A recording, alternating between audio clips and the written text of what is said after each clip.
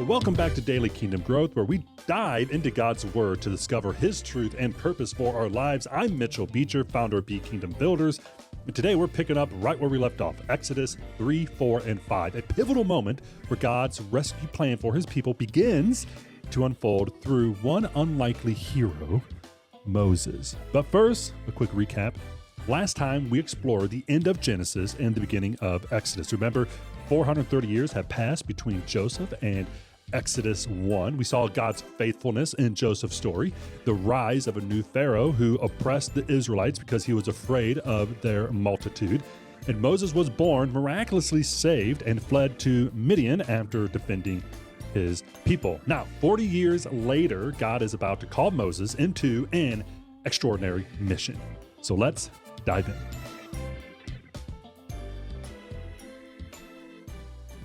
So imagine this, Moses, an 80-year-old shepherd, minding his business on Mount Horeb, when suddenly he sees a bush on fire, but it's not burning up.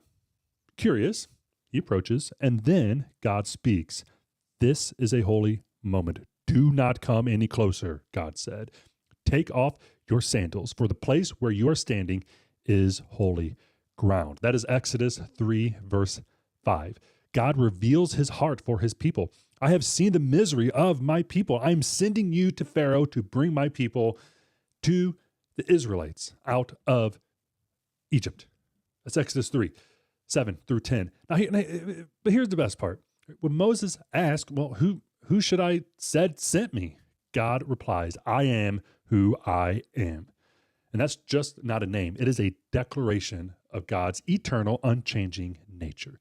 And later, we see this in John chapter 8. Jesus uses the same name for himself. I am who I am, proving his divine nature. Amazing. So what can we learn? God calls us despite our inadequacies. Moses doubts himself, but God chose him anyway. Think about that. How often do you too feel flawed, too unworthy for God's work? Yet time and time again, he chooses imperfect people to carry out his perfect plan. What might God be calling you to do today? Is a question that you need to ponder. What is he calling you to do? So in Exodus 4, Moses' objections, which is a valid objection, it finally reaches a boiling point. He's worried Pharaoh won't listen to him and the Israelites won't even believe him.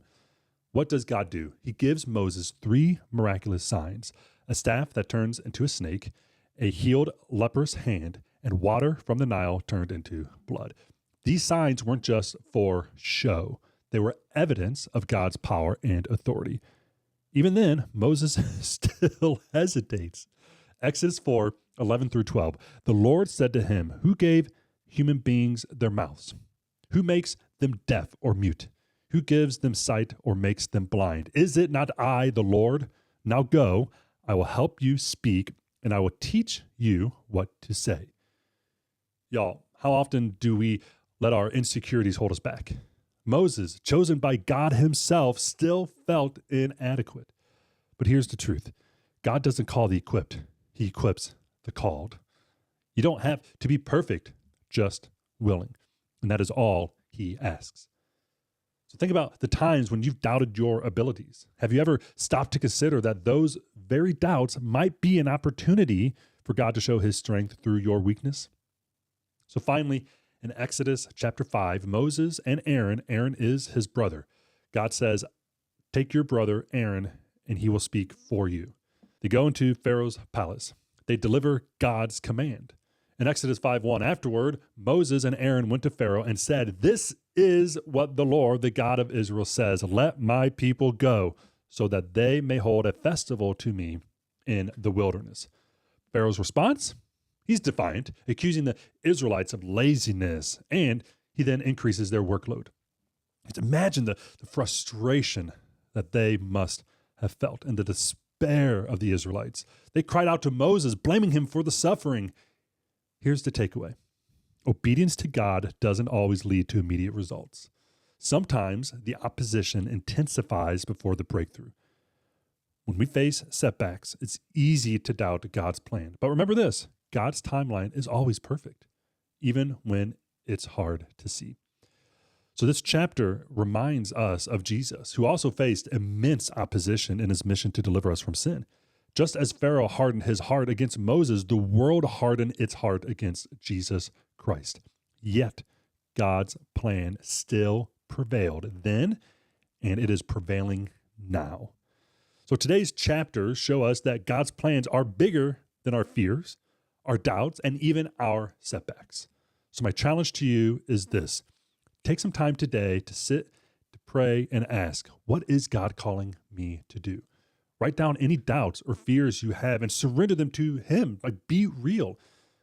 Don't hold back. He will equip you, just as he equipped Moses. And don't miss episode 18 tomorrow, where we will see God's power unleashed through the plagues of Egypt. It's going to be incredible. It's going to be intense, but we will learn this together. If you thought today was powerful, just wait until we see what happens in the next few episodes.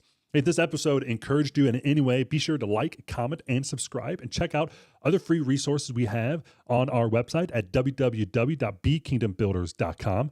Check out our YouTube channel. Be sure to subscribe so you don't miss the next episode or any other content that we release. Your journey of faith is part of a greater story, and we are so honored to be here to walk alongside you. I will see you in the next episode.